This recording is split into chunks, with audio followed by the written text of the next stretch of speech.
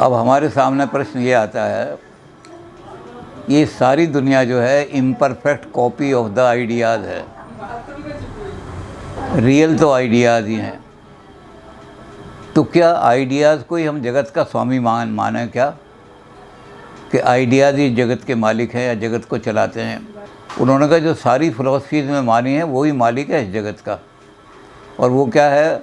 उन्होंने कहा वो ईश्वर है। वो ईश्वर इस जगत का कर्ता है।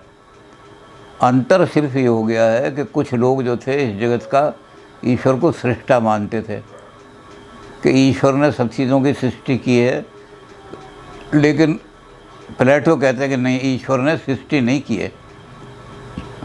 तो हम ईश्वर को ज़्यादा से ज़्यादा डेमियर्ज कह सकते हैं, DEMIURGE, डेमियर्ज। और डेमियर्ज के लिए हिंदी में शब्द हम ढूंढेंगे तो हमें मिलेगा विश्वकर्मा। तो भगवान नहीं है, विश्वकर्मा है। वो विश्वकर्मा क्या करता है कि मूर्ति जैसे बनाता है या बिल्डिंग जैसे बनाता है या भवन जैसे बनाता है, तो बड़े नियम अनुसार बनाता है। तो भगवान ने इस जगत को जो करता है, भगवान उसने ऐसे नहीं चीज़ों को क्रिएट कर दिया, बल्कि उसने बड़े नियम के अनुसार। तो इस जगत के नियमों को निर्धारित करने वाला भी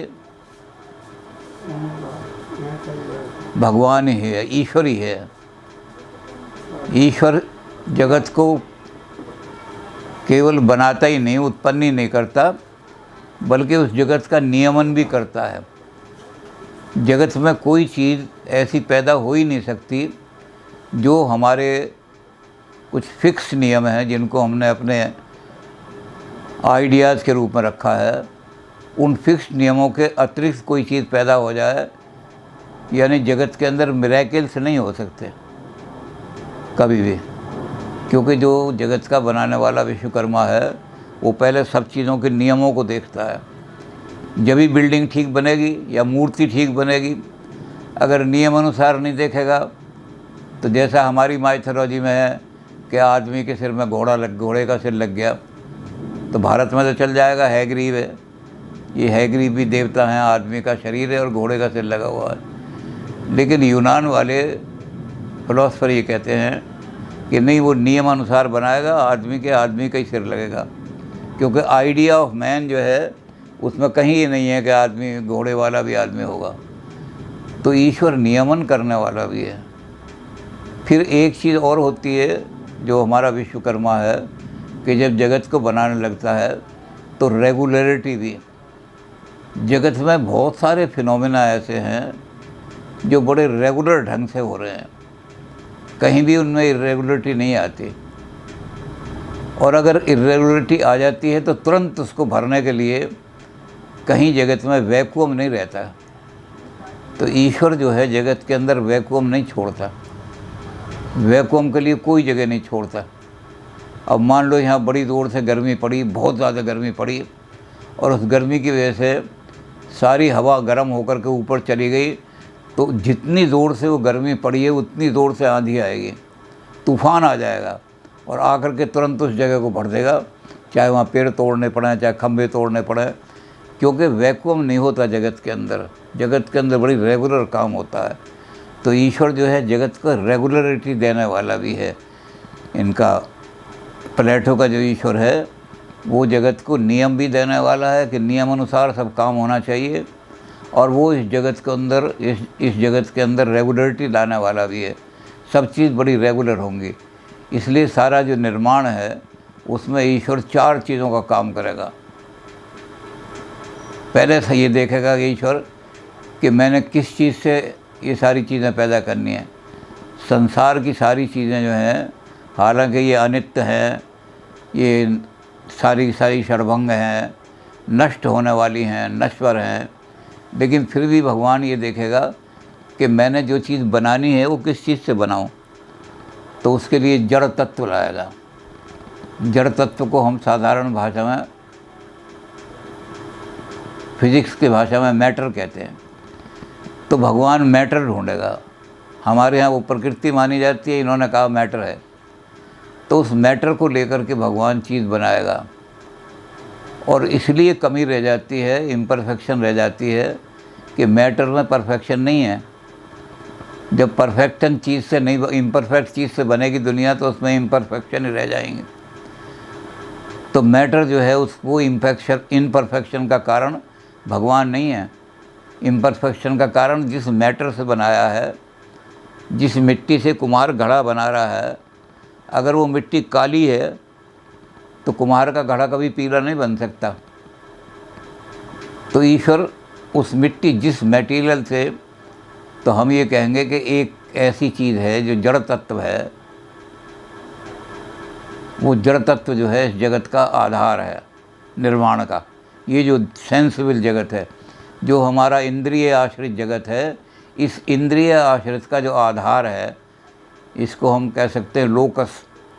इसका जो लोकस है वो जड़ तत्व है, या मैट्रिक्स कह सकते हैं। मैट्रिक्स का भी वही मतलब है, आधार तत्व। तो जो आधार तत्व है वो तो जड़ तत्व लेता है। ईश्वर पहले जड़ तत्व को लेता है, फिर जैसे कुम्हार काम करता है कि कुम्हार उस मिट्टी को लेकर के, और जब तक मिट्टी को रख देगा वो चाक के ऊपर, तो मिट्टी घड़ा नहीं बनेगी अपने आप। तो ईश्वर डंडा उठाता है और चाक घुमाता है। तो ईश्वर जो है वो क्या है, निमित्त कारण है, एफिशिएंट कॉज। ईश्वर जो है इस जगत का कारण नहीं है, ईश्वर सिर्फ जगत का एफिशिएंट कॉज। तो जगत का आधार तो हमने बना दिया, लोकस तो हमने बना दिया जड़ तत्व को, और उस जड़ तत्व के आधार पर जब घुमा करके कोई चीज़ बना रहा है तो उसको हमने कहा एफिशिएंट कॉज। तो ये एफिशिएंट कॉज है ईश्वर। बाद के कुछ रिलीजन ऐसे आए ग्रीक संस्कृति के ख़त्म होने के बाद, जिन्होंने ईश्वर को कहा दिया, प्रकृति को भी ईश्वर ने बनाया है। लेकिन ये कहते हैं ये जड़ तत्व जो है ये है, रहा है और रहेगा। इसको ईश्वर यूज़ कर लेता है, लेकिन ये मिट नहीं सकता। तो दो चीज़ें उन्होंने कहा कि ये दो चीज़ें जो हैं पहले होंगे। उसके बाद जब ईश्वर निर्माण करने लगा, क्योंकि ईश्वर तो सृष्टा तो है नहीं, वो विश्वकर्मा है, तो वो क्या करेगा, वो सांचे देखेगा। अगर उसको आइडिया नहीं है ईश्वर को कि कुर्सी का क्या आइडिया है, तो कुर्सी नहीं बना सकता वो। अगर उसको आइडिया ही नहीं है कि मेज़ का क्या आइडिया होता है, मेज़ क्या होती है, मेज़ की परिभाषा क्या है, तो वो मेज़ नहीं बना सकता। तो फॉर्मल कॉज, इस मैटर को कौन सी फॉर्म देनी है, वो फॉर्मल कॉज कौन से हैं, वो सारे आइडियाज़ जो हैं, ये आइडिया सांचे हैं। इनको इटर्नल आर्केटाइप कहा है उसने, प्लेटो ने। नित्य, इनमें कोई परिवर्तन नहीं होता। जब हम देख रहे थे तो उसमें था यानी नित्य हैं।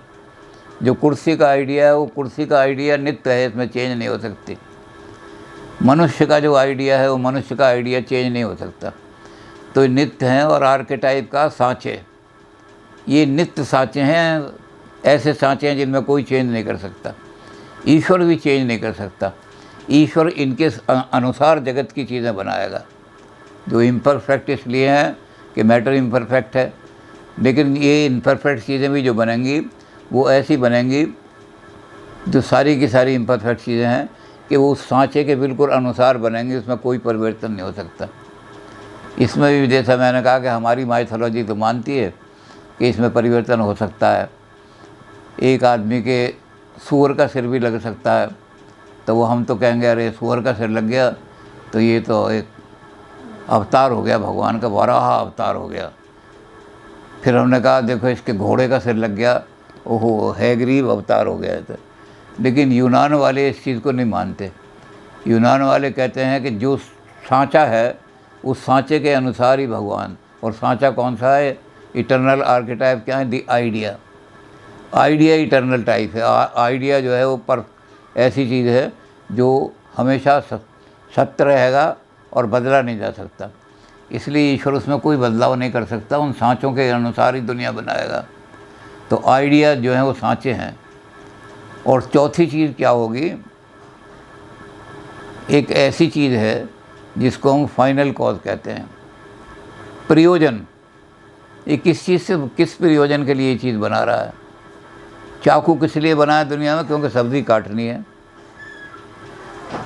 घोड़ा किस लिए बना है कि रथ में जोड़ा जाए या उसकी सवारी करा जाए। तो निष्प्रयोजन चीज़ नहीं है। हर चीज़ जो है अपने फाइनल रूप की तरफ जो भी बनाई है वो उसमें बड़ी गति है, और वो गति अपनी फाइनल की। तो फाइनल कॉज क्या है? तो फाइनल कॉज जो है वो है सुप्रीम आइडिया। इस आइडिया को प्लेटो ने कह दिया आइडिया ऑफ गुड, परम शुभ। परम शुभ के आइडिया की तरफ सब चीज़ें जा रही हैं, और सब चीज़ें जो बनाई हैं वो इसलिए बनाई हैं भगवान ने कि सब चीज़ें उस परम शुभ की तरफ ही चलें और पूर्णता प्राप्त करें। तो जब ये चारों चीज़ें मिल जाती हैं तब ये दुनिया बनती है। इस दुनिया को इस तरह से, तो भगवान की पावर को चूँकि लिमिट कर दिया है इन तीन चीज़ों से कि भगवान सांचे को भी नहीं बदल सकता, भगवान प्रयोजन भी देखेगा, कोई चीज़ निष्प्रयोजन व्यर्थ में कोई चीज़ पर भगवान ने एक तोला मिट्टी भी खराब बर्बाद नहीं की है। थोड़े से भी रिसोर्सेज बर्बाद नहीं हो सकते, किसी न किसी काम में आएंगे, किसी न किसी प्रयोजन में आएंगे। तो हर चीज़ प्रयोजन से ही बनाई गई है। ये नहीं कि हम प्रकृति को बर्बाद कर दें ऐसे ही कि जी चलो खिलौना बनाना शुरू किया और गलती से खिलौना टूट गया पर, लेकिन ईश्वर बड़ा सोच समझ कर एक एक सांचे के हिसाब से बनाता है। अब सवाल ये हो जाता है कि जो परफेक्शन है वो तो आइडिया की है, आइडियाज़ की परफेक्ट आइडिया की तरफ सब जा रहे हैं, परम शुभ की तरफ जा रहे हैं, और इधर भगवान दुनिया का बनाने वाला है। तो भगवान में और परम शुभ में कोई रिश्ता भी है या नहीं है, या अलग अलग दो चीज़ें हैं। तो प्लेटो ने कहा, अब प्लेटो की ये बात बड़ी विवादास्पद है, आज तक नहीं सॉल्व हो सके कि अगर वो ईश्वर को परम शुभ के अधीन मानता है कि ईश्वर भी परम शुभ को चेंज नहीं कर सकता, तो ईश्वर की पावर ही ख़त्म हो जाती है। ईश्वर बिल्कुल ईश्वर नहीं रहता, आदमी की तरह से हो जाता है। और अगर ये कहा जाए कि परम शुभ ईश्वर के अधीन है, तो परम शुभ को तो आइडिया की डेफिनेशन देते कहा कि आइडिया तो स्वतंत्र हैं, आइडिया किसी के अधीन नहीं हो सकते।